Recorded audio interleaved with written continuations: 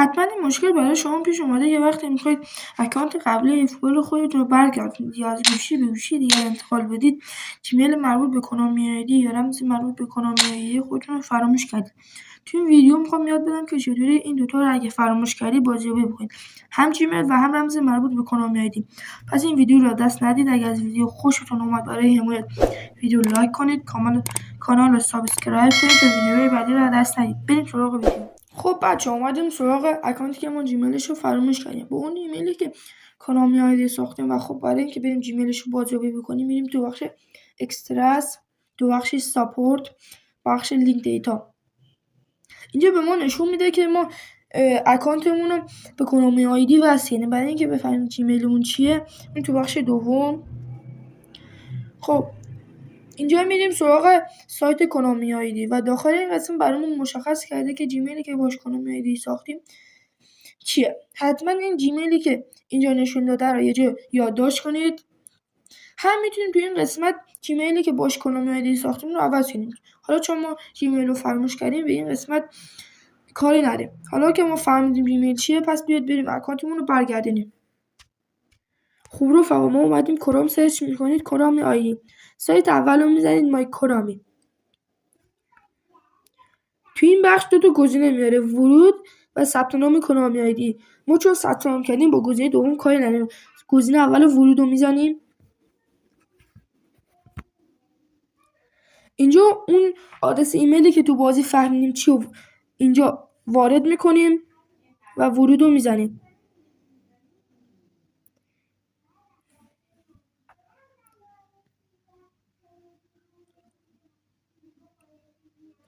اینجا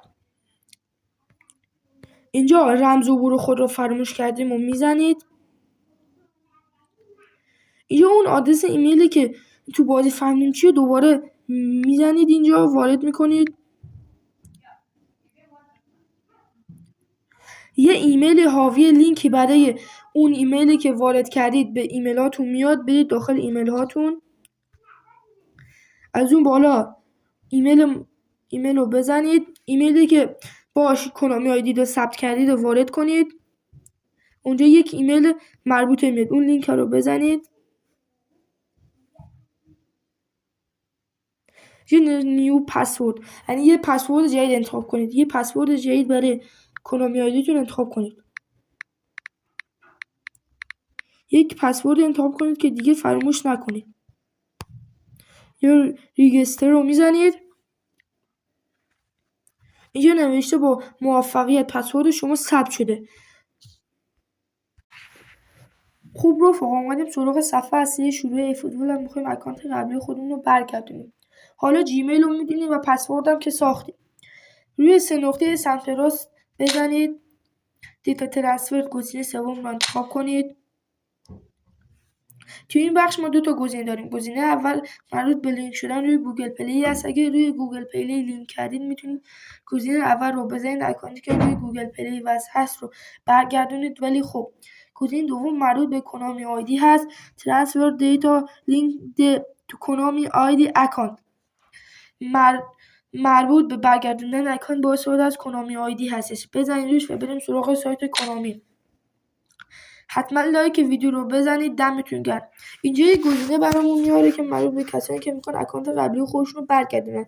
این گزینه قرمز رو بزنیم. توی این قسمت اولی باید اون جیمیلی که همون آدرس ایمیلی که تو بازی فهمیدین چی رو وارد کنیم. تو گزینه دوم هم باید اون پسوردی که الان ساختیم رو وارد کنیم.